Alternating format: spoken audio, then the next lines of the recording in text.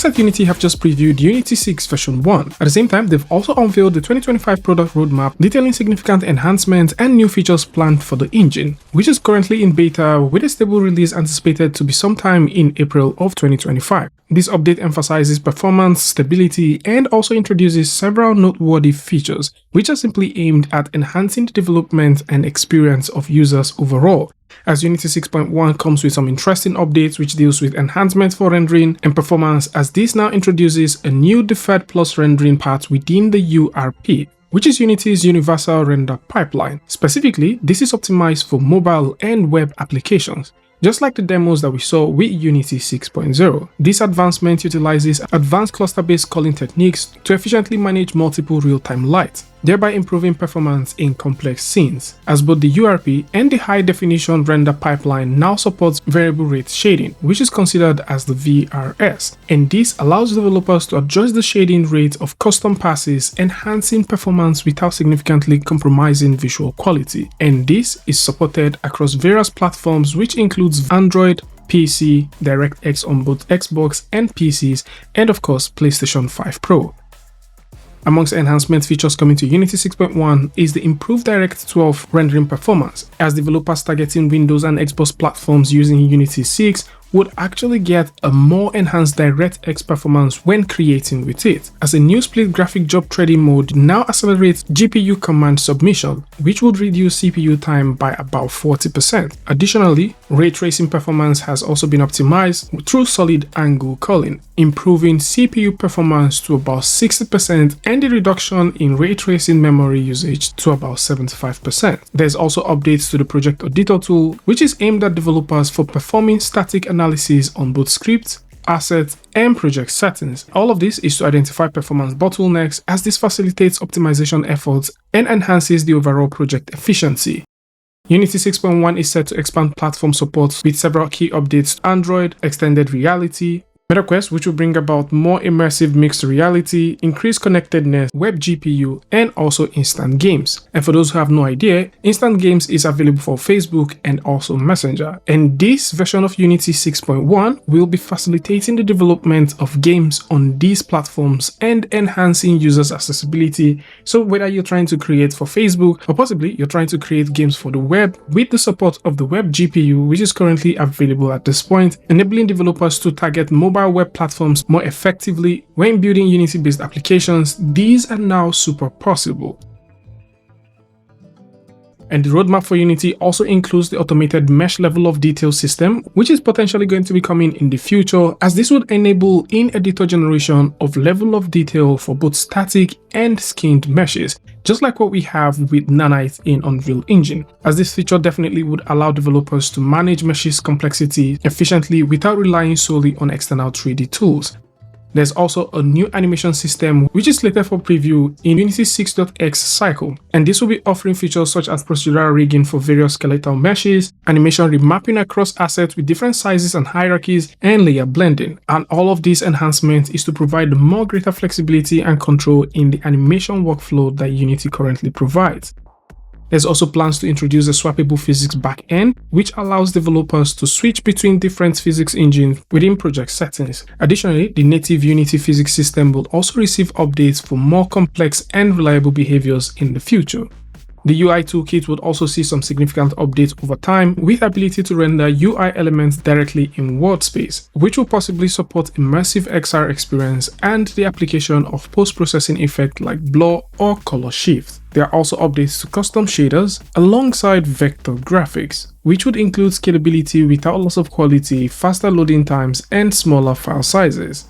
And for teams, the folks at Unity are looking at means of accelerating teamwork, as Unity 6.1 seems to be coming with cloud build, and this is planned for projects to be built in the cloud, and the main targets include WebGL, Windows, Mac, Android, iOS, and also Xbox Series. And for 6.x, there are plans for having a live collaboration and file sharing, which would allow the sharing of local files with team members and also previewing files on any collaboration device. Along the lines of collaboration and game building, there is also a couple of updates for multiplayer gameplay, and this includes future updates to the Project Center, which would allow for easier access to popular ecosystem solutions, and this in turn would also help with the acceleration of prototype and pre-production, And the idea is simple. Through Project Center, the folks at Unity are allowing creators to be able to experiment and build stuff quickly, easily, and actually test them. So you can iterate as many times as possible prior to deployment or even committing to the final build. This is to accelerate every form of prototyping there is, and you can experiment with services and tools that the folks at Unity will provide to help you accomplish your project ideas. More so, there are plans for multiplayer game server hosting and inclusion of some cutting-edge voice and text chat technologies. These and more are currently planned for multiplayer games, as the folks at Unity have a couple of things in stock for that.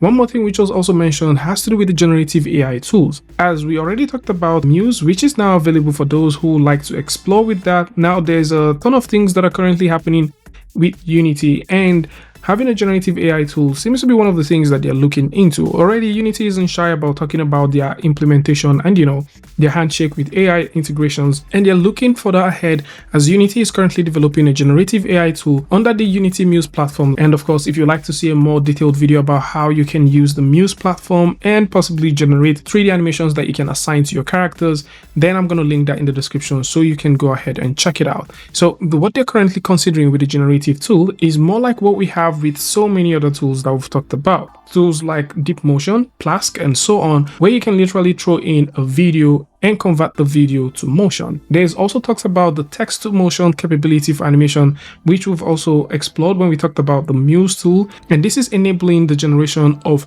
nuanced motions from reference footages.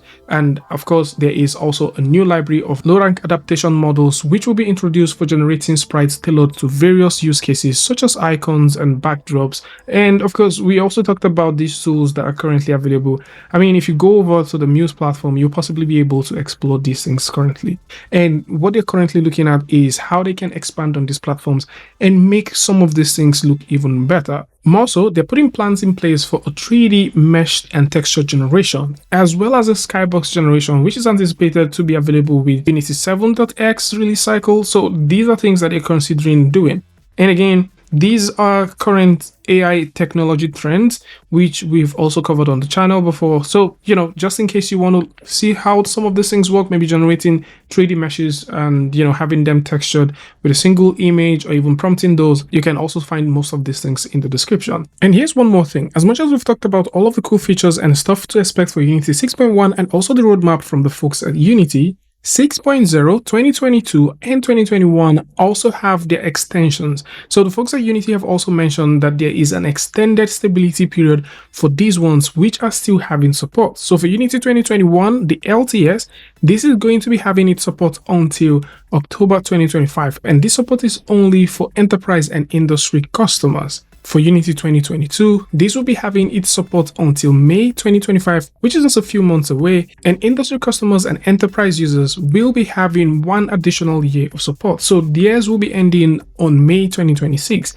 And for those using Unity 6.0, which was a huge leap for both stability and also a couple of things, this is going to be having its full service and support running through to October 2026. Enterprise users and also industry customers will be having one additional year of support, which means that they will be having theirs running up until October 2027. So if you fall into any of these categories or possibly you use any of these ones, then you might want to keep this one in mind. So this is it. Unity's 2025 roadmap has also reflected some strategic focus on enhancing performance across several things, and Unity 6.1 seems to be coming with some interesting things as well. The folks at Unity are looking at ways of expanding their platform support and also integrating advanced technologies like generative stuff that we've mentioned to meet the evolving needs of developers and also the market. The forthcoming features of Unity 6.1 and subsequent release are definitely poised to provide developers with powerful tools to create high quality and efficient stuff, and there is just a lot of things that you can get your hands on, especially if you like to get started with this. So this is it. For those who like to read up on all of this, or possibly you like to see these things yourself, then links to this is going to be in the description, so do well to check it out. Tell me what you guys think about this one in the comment section, and of course if you like this video or you learned something from this, you can go ahead and give a like, and don't forget to share with a friend. And until I see you guys in the next one, peace.